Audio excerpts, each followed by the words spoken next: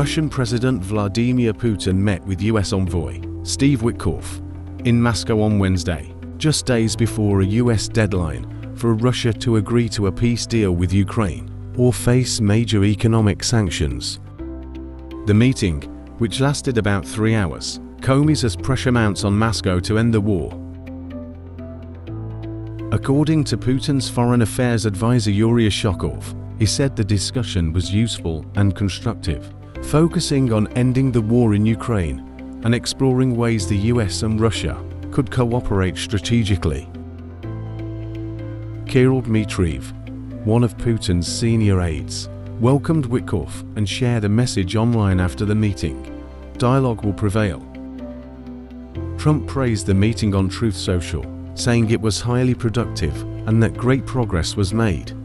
He also noted that he updated European allies about the outcome and confirmed that they agreed on the urgent need to end the war. Trump emphasized that everyone agrees this war must end and pledged to keep working with partners in the days and weeks to come. A White House official confirmed plans to impose secondary sanctions on Russia by Friday if no peace deal is reached, though final details have not been released. Trump has also threatened tariffs on nations that buy Russian oil, such as India and China.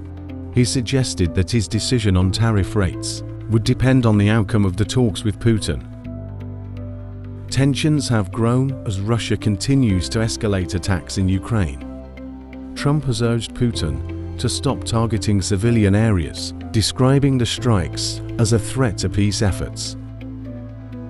Ukrainian President Volodymyr Zelenskyy said he spoke with Trump after Witkoff's Moscow visit and confirmed that European leaders joined the call.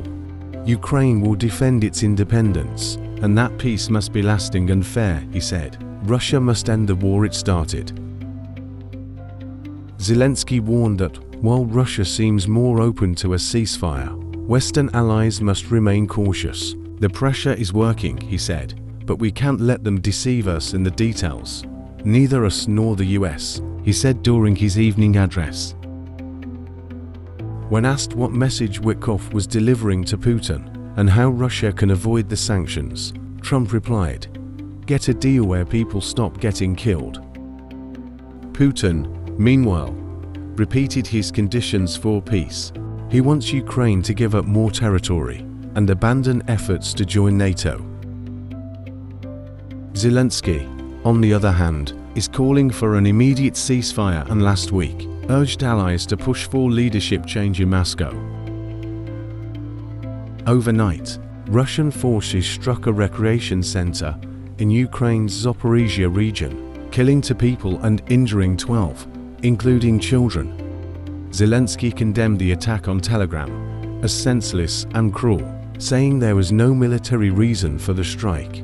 He also reported fresh strikes on Ukraine's energy infrastructure, targeting power and heating systems, just as the country prepares for winter.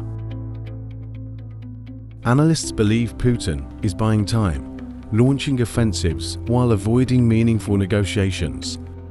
Although Russian forces are advancing faster than last year, they have not seized any major Ukrainian cities and continue to suffer heavy losses. Trump may soon meet with Putin directly.